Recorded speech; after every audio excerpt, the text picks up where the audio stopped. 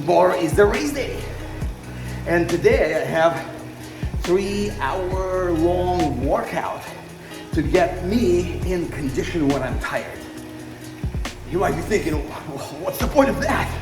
Well, when you race in an Ironman, you will get tired. And the only way to get yourself prepared mentally for that race is to practice it. So the race tomorrow is a sprint race, so it's not top on the priority for me. Yes, I would love to get a podium, but more importantly, I need to prepare myself for an Ironman race when it comes. And the only way to do that mentally, get yourself prepared. So, I got my nutrition going, hydration, headphones.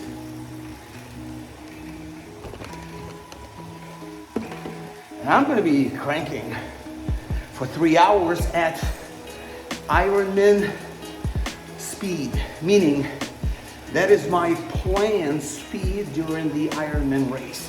So tomorrow, I'm definitely gonna feel it in my body, and that's where you can test yourself to see how you can push your limits to get to that podium. So, I'll see you tomorrow. So I'm here early at Eisenhower Park while the transition area is just getting filled. Getting ready to rock today. So here we have my setup.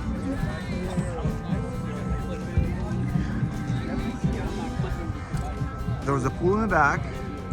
That's where the swim going to take place. The transition from the pool is coming through that gate with the wind power on the end. Then I'm gonna come here, grab my bike, and head out to bike out. Bike in is the same way, and it looks like run out is gonna be in the back there again. So that's the plan for the action today.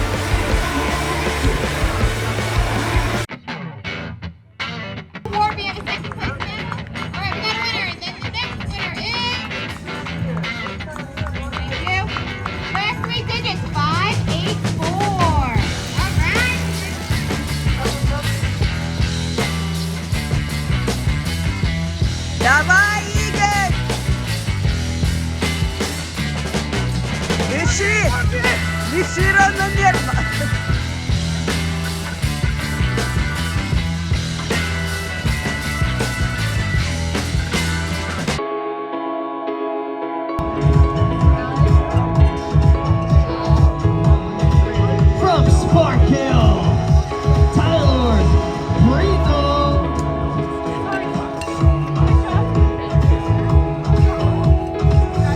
From Newtown, Connecticut, Igor Krasnoporov. Out of Brooklyn, Rachel Smith. We got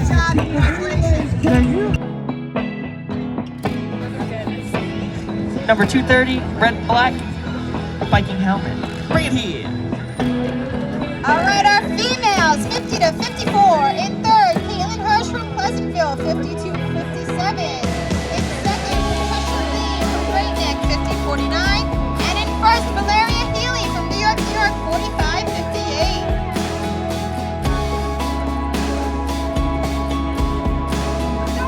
All right, our males, 50 to 54. In third, Another race in the books, and I'm happy with the outcome of the first place in my age group and 13th overall.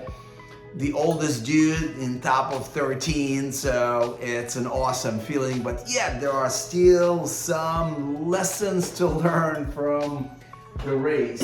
So we'll start with nutrition.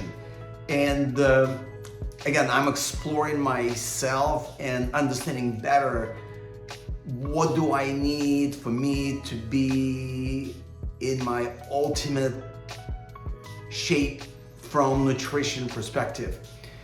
And for me, it seems to be that I need to take my first food intake about 3 hours, 15 minutes before the race.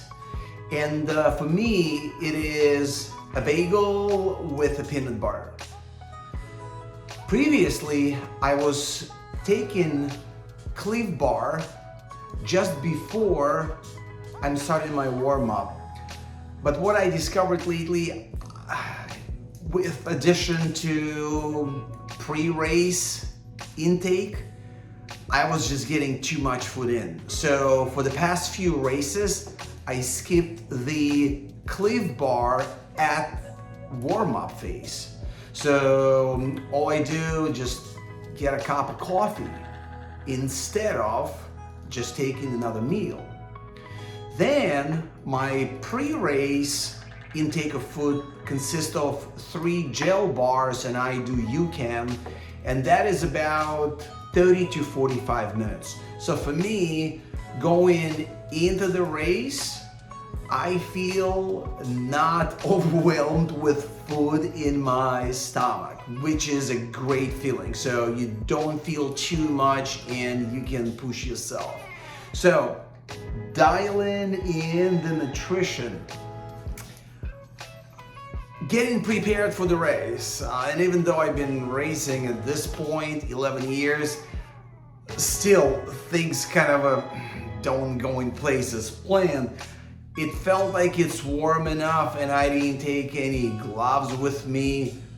The morning of the race, the temperature dropped a lot. It was probably just about 45 degrees. So warming up on the bike, my hands were freezing. Okay, another item to add on the checklist, just be prepared, just in case. Warm up.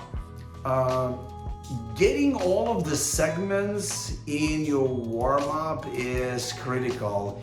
And I've done all 3 during this race. I did the bike first, then I went for a run. And getting on the run, especially when it is a new course, is helpful because you don't know what you're gonna be looking for. Like, this is a run in a park. You run through the lawn first, then you have a turn, then you going around the lake. So there are different components where you would watch for certain things, especially when you're running on uneven surfaces with roots exposed. So kind of having that visualized before you head into the race helps. Getting into the end of the run, I pretty much envision the finish, and getting into the finishing chute, so to speak, I noticed there are a lot of pine cones on the ground. So again, when you finish, you just don't look down, you look towards the end. So I went and diligently cleaned up the sprint finish line from all the pine cones, not only for myself but for others, because I rolled an ankle once before, and this is not simply something I want to repeat. The swim warm-up helped me to understand what and how I should be swimming. But what's more important, when you watch the swim video, the last race, this particular event, they advise us to exit through the steps just to make sure that people don't climb over the pool, so to speak. It's not as easy for some people to get out of the pool just going over the edge. So I assumed it's going to be same way going through the ladder. And if you watch the video, pretty much the swimmer right next to me assumed the same thing, get into the ladder, and then we were advised, no, you swim into the end of the pool, which is like just about a few meters forward, and you getting through the edge. So, which was a little bit of a distraction. So again, don't assume anything, ask questions before the race starts. Now, starting with the swim. This particular race, especially if you swimming in the pool, that's helpful. Swimming in open water, you really need to analyze the course. But what I learned this time, swimming in the pool, when you swim 8 lanes and you changing the lane after you reach the wall, you have to have a strategy. And your strategy should be, when you get to the wall, you need to be as close to the line that separates the lane. And the reason for that is you're going under that lane. And if you are the person that is right next to you, now they are bumping into you, so they cannot technically go as fast. So if you watch that swim video, you will see the point that I'm trying to highlight. So when you get under that lane, you go all the way to the lane again and the line which you're going to be crossing under, and stay as close to that line possible. So pretty much I kind of digested that as soon as the race started. That was really helpful and helped me to maintain my pace, don't focus on distractions, and minimize transition time going from one direction to another. Transitions. Every transition is different, and again, this one was slightly different as well from the last year. So getting out of the transition on the bike, it was narrow. So and I run out of the transition with my bike and shoes clipped, so I don't run in shoes. I get on the bike and then I put the shoes on. So I started doing one, and I felt that I'm just losing speed, and because it is a super sprint race, timing is everything. So I figured, you know what, I'm just gonna get my second foot in the shoe, and because it's such a short race, that will give me enough support, and I didn't even tie my second shoe. I was pedaling that way.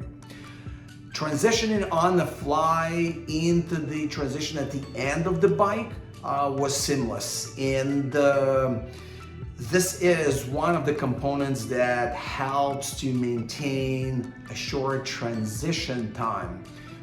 This last race was not as good. It was a little bump and I lost some time. This one was seamless. It was easy off the bike, going straight into the transition. What I felt on the bike though, I was a little bit rusty on turns because this race was in a park and you pretty much doing 3 loops in the park. You get to the end of one loop, you turn at the sharp turn, and you go in an opposite direction. So I feel that I lost some time on those turns, but from the perspective of the races, most of the races I do, they are not really in the loops. Will I spend more time practicing those turns? I don't know. Maybe that is not as critical. I was probably concentrate on more training for power. Going on the run, now that I knew what to expect from the run, because I practically did the entire run over the course of the warm-up, I was prepared for what I saw.